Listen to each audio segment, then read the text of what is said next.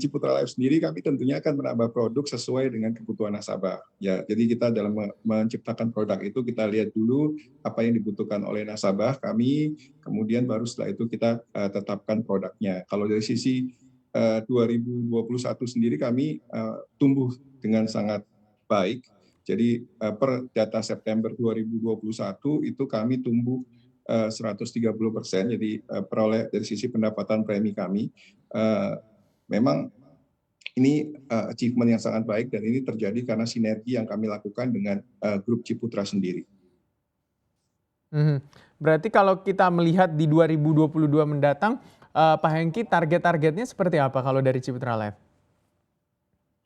Ya, target sih kita ngelihat bahwa seperti halnya yang disampaikan oleh pemerintah sendiri, pemerintah optimis bahwa tahun 2022 pertumbuhan ekonomi sekitar 5%. Jadi kemudian juga kalau kita lihat per Q3 2021 sendiri, industri asuransi secara pendapatan premi bertumbuh secara 11,5%. Nah, kami sendiri tentunya men-set pertumbuhan yang sangat positif untuk 2022, di mana kami melihat banyak sinergi-sinergi yang bisa kita perkuat dengan grup maupun kita juga melakukan kerjasama dengan klien-klien di luar grup bisnis Ciputra. Apa tantangan terbesar dari industri asuransi di 2022 mendatang di masa pemulihan ekonomi yang diharapkan juga terjadi tentunya?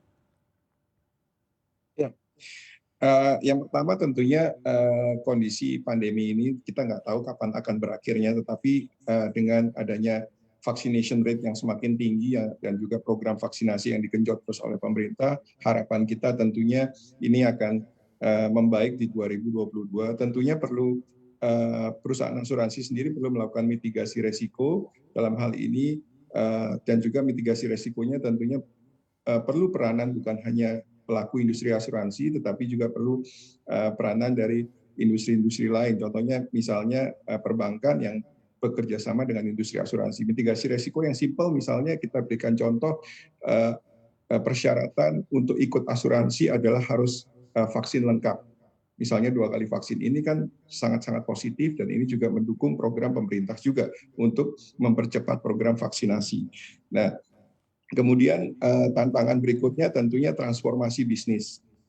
Kondisi pandemi ini pasti akan merubah perilaku nasabah dan perilaku nasabah itu menurut kami tidak akan kembali lagi ke pre-pandemi. Tentunya masyarakat dengan kondisi yang hampir 2 tahun ini terbiasa untuk berinteraksi secara online tentunya tidak akan kembali seperti sebelum pandemi. Dan ini menuntut perusahaan asuransi, bukan hanya industri asuransi, sebenarnya semua industri untuk mempersiapkan diri masuk menyongsong perilaku baru dari nasabah ini dengan mempersiapkan digital capability-nya.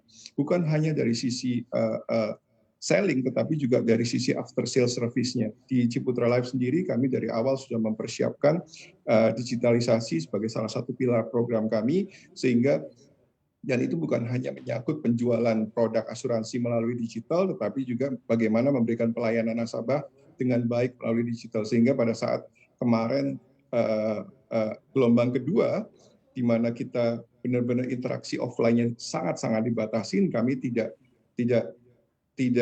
mengurangi kualitas layanan kami kepada nasabah, karena nasabah sendiri sudah bisa berinteraksi dengan kami melalui telepon, melalui email, melalui WhatsApp. Bahkan nasabah sendiri kalau mau melakukan klaim sudah tidak perlu lagi berinteraksi secara offline dengan kami, cukup hanya memberikan foto dari dokumen-dokumen klaimnya, kemudian mengirimkan WhatsApp kepada kami dan itu bisa kami proses.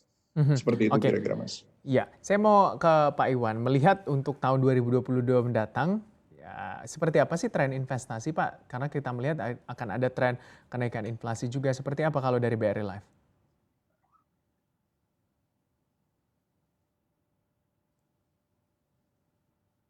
Pak Iwan? Oke, Pak Iwan, silakan. Mohon maaf, kedengeran? Ya, sudah kedengeran tadi pertanyaan saya, Pak? Ya, baik. Jadi kedengeran tentang investasi ya? Ya, silakan, Pak. Jadi memang kalau di BRI Life ini sebagai bagian dari BRI Group, kita juga sudah melihat bahwa berdasarkan analisa pasar, tahun depan itu kan tantangan terbesar adalah memang ada potensi meningkatnya tren suku bunga ya. Dan ini kalau kita lihat dampaknya kepada aset-aset kita tentu akan menurunkan market value secara umum. Jadi memang saat ini kami sudah menyiapkan beberapa what if scenarios gitu ya, bagaimana kalau terjadi itu, dan kemudian kita juga sudah menyiapkan stress test dan memastikan bahwa kebijakan investasi kita itu bisa cope dengan keadaan itu. Nah, memang yang terus kami pastikan seperti yang sudah kami lakukan sampai saat ini adalah memastikan bahwa investasi-investasi yang kita lakukan itu adalah investasi-investasi yang memang kita jaga dari sisi kualitasnya dan kita sesuaikan dengan durasi yang ada di kewajiban. Jadi selalu harus ada matching antara aset dan liability.